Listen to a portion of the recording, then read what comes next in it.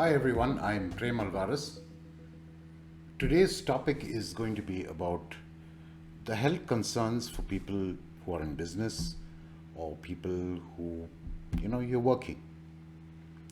Uh, the things that you do every day, the pressures that you're under can actually, you know, bring your health into some kind of, stress.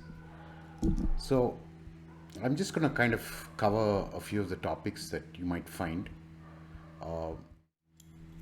about what really can go wrong if you know, you live your day every day, have your job, do your work, business pressures.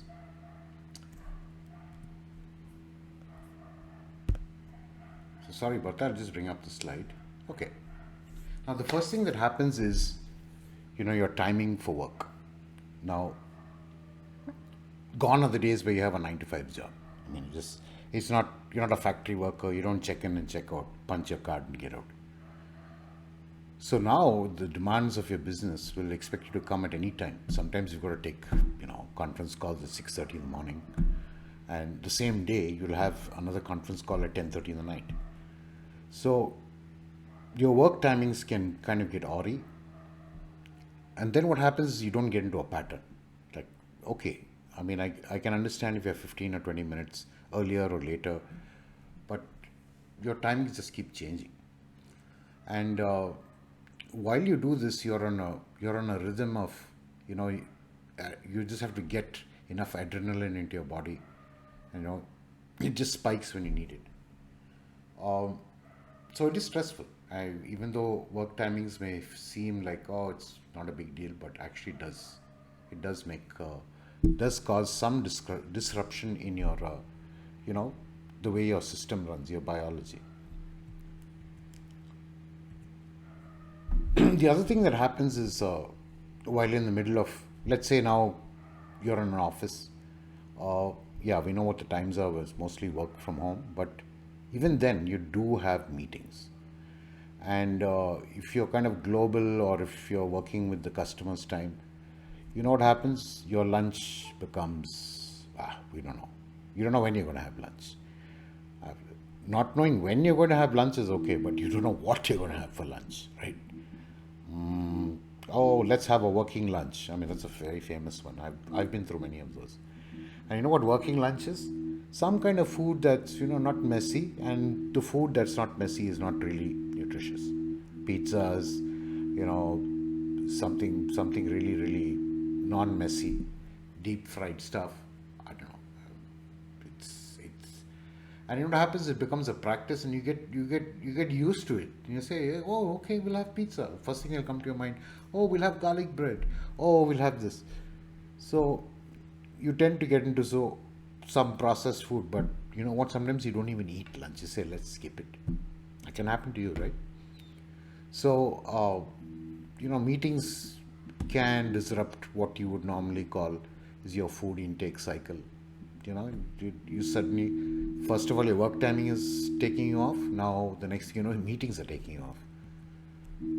Okay, so then what happens is you've got to jump between meetings or jump between, a business call, or I have to call this guy, or you have to call your accountant. So what happens is you take these nice coffee breaks. You know why? It takes like 5 to 10 minutes, and I don't really need to think about eating. I can just drown my hunger with a couple of coffees.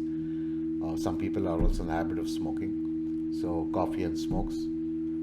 So the problem again is you get into a habit. Whenever you feel hungry, coffee. So what happens? The coffee now comes into your meeting, which you say, let's have a lunch meeting, and that becomes a coffee lunch meeting. Yeah, I know. So coffee breaks start becoming a habit, and you start doing this. And now over the years, I mean, I'm sure guys who've been serious working professionals, people that are watching this video, if you're just starting off your career, I mean, I'd advise you to just take a double think about your coffee breaks. Now, if it takes 10 minutes to drink coffee, do you know how long it takes to have a lunch? 15 minutes. So the problem is that your lunch, you don't want to waste it. And if somebody, you have to run into a meeting and you don't even know when you have to run in, you don't want to throw it away. So coffee is like, okay, I just gulp it and get away with it. So I'm sorry, it's just because the way we lead our lives, this is what's happened to the world today. Okay, now because of that, you can understand what's going to happen to your sleep cycle, right? So suddenly you have this, I've got to be on this late conference call, so it goes extends into 11 p.m., maybe into 1 a.m. in the morning, and yeah, you don't have a good dinner, you've just lost track of that, and then you're sleeping at a different time each day. So the cycle again, you've lost the eating cycle. Now you start to lose the sleep cycle. Now, wow, okay. So what happens? You might have to get up really early the next morning, and you say, okay, I'm going to sleep at 1, but I have to get up at like 5 a.m. Why sleep? I'll stay awake. And then, you'll be all groggy the whole day after that. You take your call, you're showing up on time. You may not be even participative in the meeting. Or you might say something stupid, or you just may not recall what you need to, or something very important just doesn't come to mind. So if you just continue doing this and add it up over the years, and your sleep cycle, there's no cycle anymore, and there's no sleep also. So it's another concern. Now, while all this is going on, you have these deadlines. Oh, deadlines, I have to pay salaries. Oh, deadline, this quote has to be given to the customer. Oh, this deadline, this delivery has to go. Oh, I've got a huge meeting and I've got to go home and I've got to do something. Some guests are coming over, or I have to take my family out. And there's just deadlines everywhere. Okay. I mean, of course, everybody makes a commitment and you think, 2 weeks ahead, yeah, I can go out. Oh, yeah, I can definitely do that.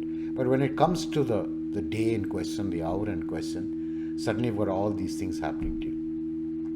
And sometimes it's not just one deadline. It'll be about 5 deadlines for the day, and you're just overwhelmed. And that deadline pressure gets back into your sleep cycle, like gets back again to your food cycle, and a lot of extra coffees. So the other pressure that which is very underlying as let's say as a businessman, is, are you pulling the profit that you need to? And then you have to think, okay, what do I need to adjust? Maybe I'm going to lose, I have to cut some corners. Maybe I have to cut down some frills. I don't know where my next client's going to come from. And a person as a career would say, I don't know when I'm going to get the next promotion, or, it's really tough for me to make my ends meet. Things have gone up. What am I going to do with my career? And am I in the right career? And so now you have an internal pressure. Okay, this is all caused by you, and I'd say this is what everyone goes through. And you definitely want to be successful, and you keep thinking about the future. And if you're in a job which doesn't have any pension, no pension equal to tension. So you know what happens. So you start planning your investments, and then you're fiddling through documents, and so there's another pressure that you've added on yourself. Now, it's just so many things happening at the same time, and you can see how that causes a bad cycle. You're under stressful moments. You're pushing yourself always. So it's definitely going to take a toll on your health, right? So what do? I'm stuck. Yeah, I'm in this rat race, and I've got to be better than everyone else, or at least I have to be better than I think I should be, or that big goal and dream in your life. So you're stuck. So what do? Okay, exercise. Great.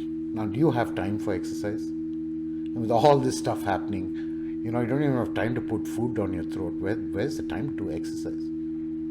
And if you're sitting in a chair all day, and you've got these stringed up meetings, and you've got tasks to complete, you would hardly get out of your chair. And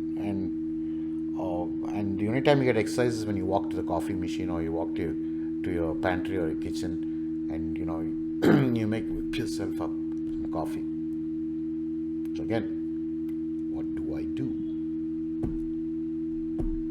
So you have to find a way to kind of at least get some physical exercise.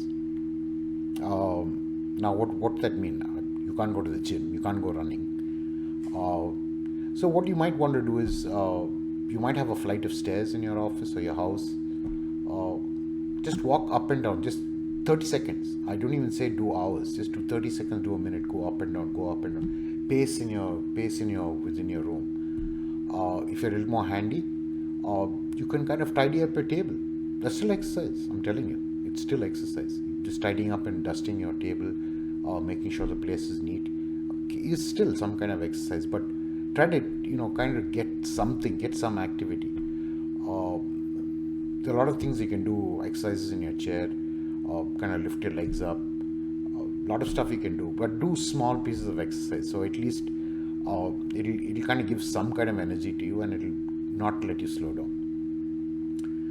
The other thing you have to do is remove the clutter. Now, clutter means stuff that's around your table, things that remind you of work pressure, things that you're supposed to repair or a bill you have to pay. Keep it aside. Try not to get it in your main focus, because it's just distractions, and they kind of egg you and poke you on, and they just get into your subconscious. The other clutter I'm talking about is the electronic clutter, the stuff that you have on your phone, like all these. I've got every single chat messenger. I've got Telegram. I've got Signal. I've got WhatsApp, etc., and your SMS and your emails.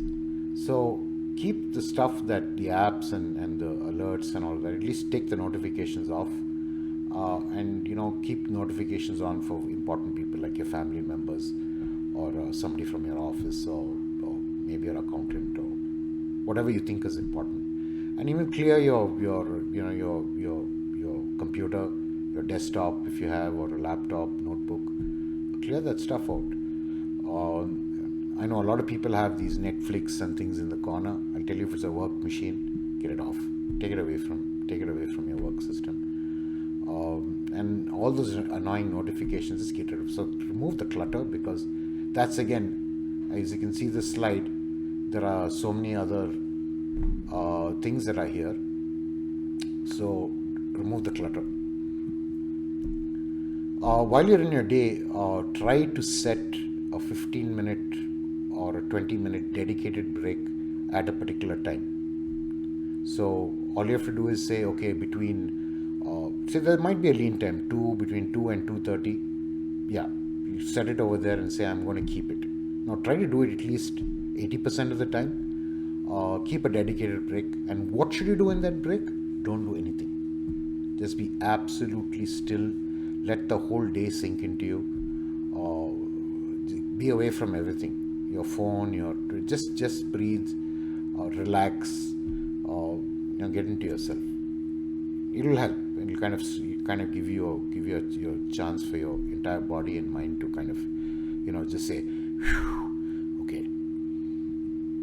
And if you're going to be outside or going into a meeting, and these lunch meetings come up, carry some food. Carry some good, wholesome cooked food from home.